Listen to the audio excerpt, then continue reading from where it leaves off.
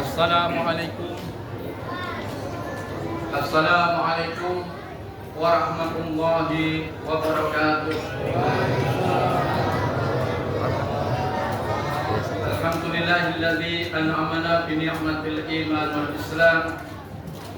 Asyhadu an la ilaha illallah wahdahu la syarika lah wa asyhadu anna Muhammadan abduhu wa rasuluh.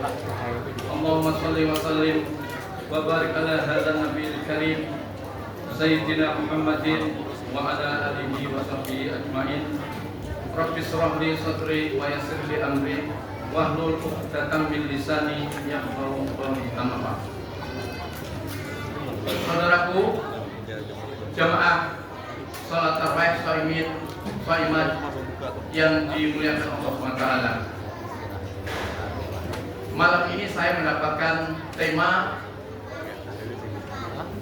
4 golongan yang dirindukan oleh surga. Rasulullah SAW bersabda, Innal jannata latustaku ila arba'atin nafsa, ila taril Qur'an, wa ila hafidhil lisan, wa ila mut'imil ja'i, wa ila wasaima fi syahri Ramadan. Al-hadis. Rasulullah bersabda, sesungguhnya surga itu dirindukan oleh 4 golongan manusia. Yang pertama adalah taril Quran, orang-orang yang rajin membaca Al-Quran. Semoga kita semua ini jamaah Masjid Al-Mu'minin termasuk orang-orang yang ahli membaca Al-Quran. Amin. Amin. Bapak Ibu semuanya sehat semuanya ya. Semoga semuanya sejahtera, bahagia, tidak punya utang. Saya doakan utangnya cepat lunas. Amin. Amin. Berarti punya utang. Saudaraku yang dirahmati Allah SWT, orang yang rajin membaca Al-Quran itu adalah orang yang mulia. Kata Rasulullah, khairukum man ta'allamal Quran wa 'allama. Sebaik-baik kalian adalah orang yang belajar Al-Quran dan mengajarkan kepada orang lain. Itu orang yang mulia. Orang yang mulia adalah orang yang gampang menerima Al-Quran.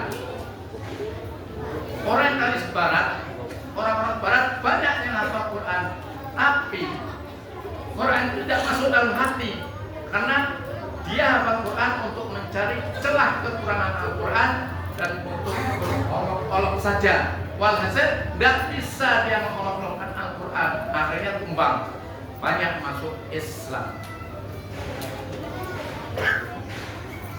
Al-Quran adalah pedoman hidup, way of life bagi setiap insan yang beriman.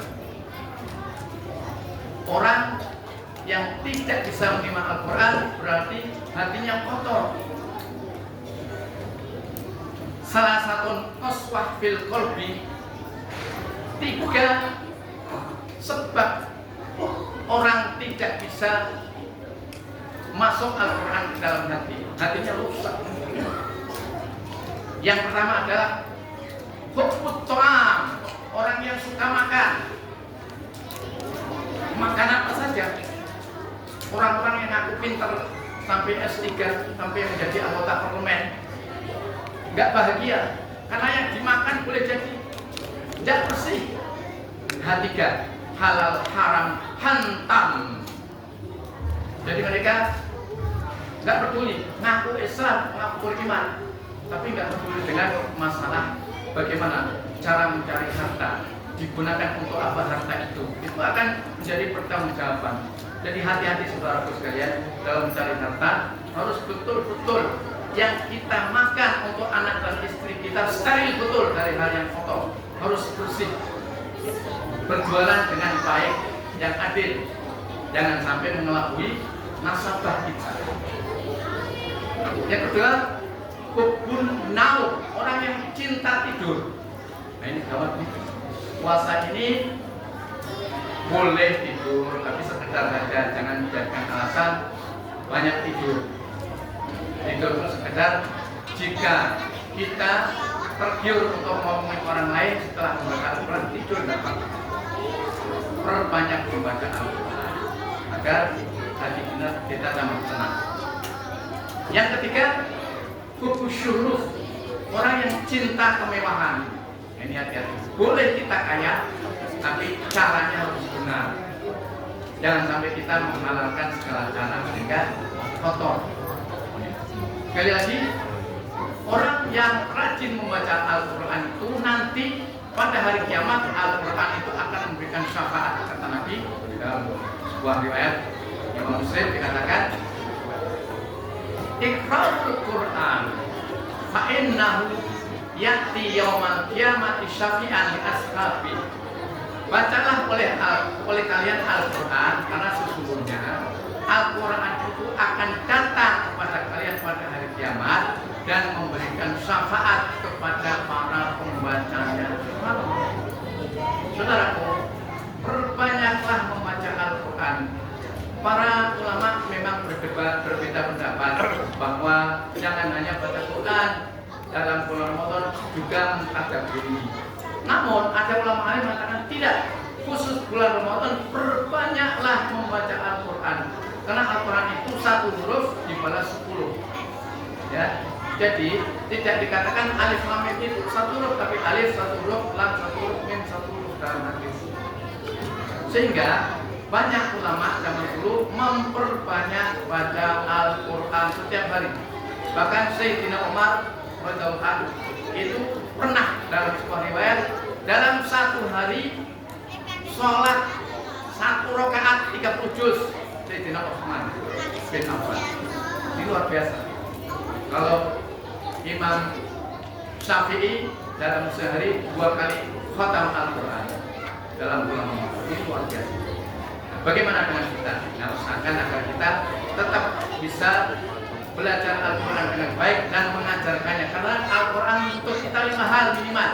1. Al-Quran harus dibaca secara benar, secara baik.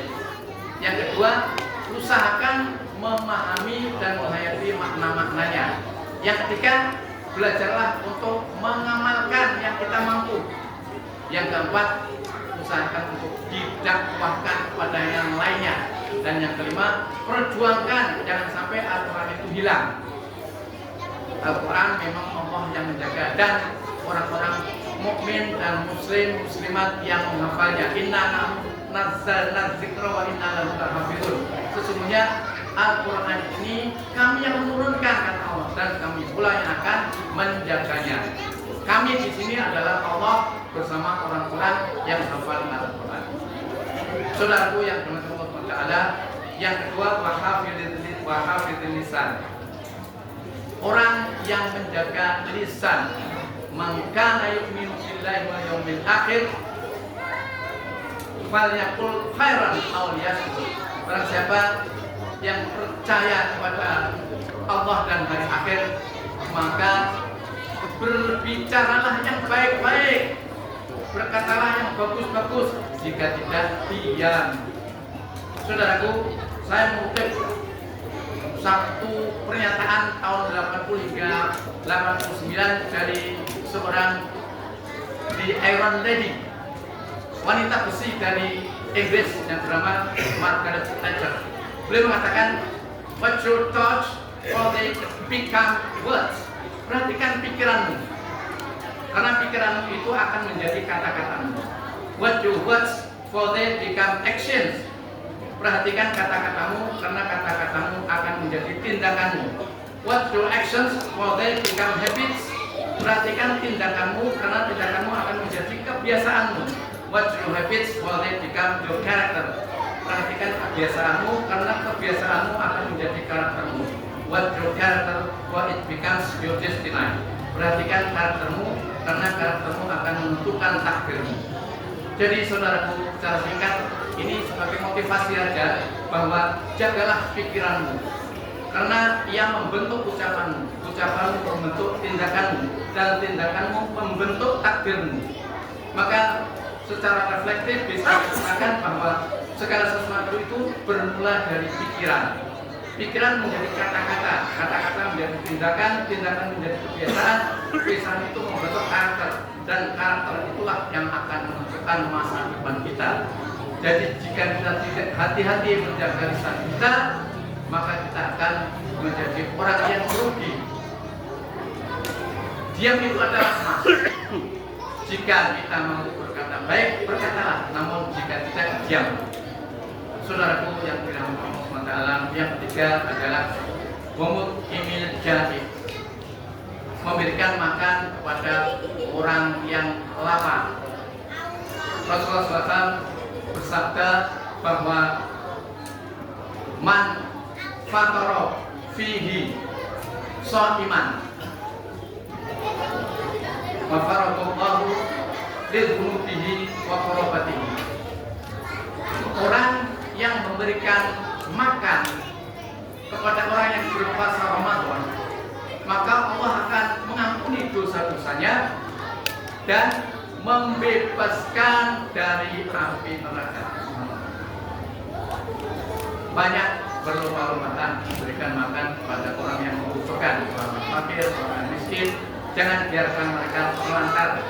Contohlah Masjid Joko Karyan di Yogyakarta yang telah menginspirasi dunia. Banyak masjid-masjid di seluruh Indonesia ini mencoba berlomba-lomba untuk menirunya. Mudah-mudahan salah satunya adalah Masjid Al-Mu'minin ini bisa mewujudkannya. Amin. Dan yang terakhir adalah wasaimi fi syahri Ramadan. Orang-orang yang berpuasa di bulan Ramadan itu akan dirindukan oleh surga. Nah, kebetulan saat ini kita sedang berpuasa. Perbanyaklah beribadah menjelang maghrib, banyak berdoa. Biasanya yang dibaca saat berbuka apa? Muhammad Qasim itu atau lah berdoa. Nah, dua-duanya boleh ya. Jadi yang satu Hasan, Muhammad Qasim itu juga amantu ala rezeki itu itu untuk mengajari anak-anak biasanya. Tapi bagi orang yang dewasa ini sahih hadisnya. Zahabat thama'un wa qallatil uruqu wa sabatal ajru insyaallah. Telah hilang rasa haus dan urat-urat telah basah serta pahala sudah ditetapkan insyaallah. Nah, itu doa yang sahih dari Rasulullah Muhammad SAW. Bagi kita orang-orang yang berpuasa, mudah-mudahan puasa kita menjadi puasa yang terbaik dan diterima oleh Allah SWT, dan kita dipertemukan dengan puasa-puasa di tahun yang akan datang. Amin ya Allah.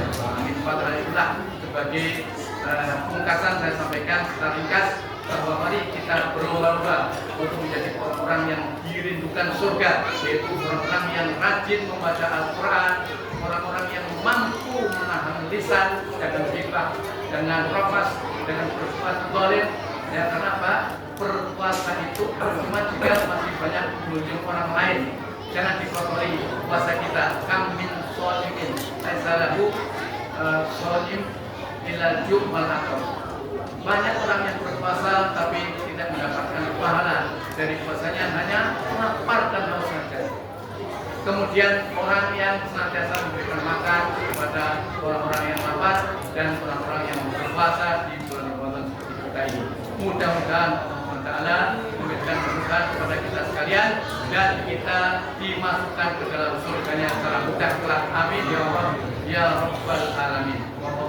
Wallahu muwaffiq ila aqwamit thariq billahi fi sabilil haq. Assalamualaikum warahmatullahi wabarakatuh.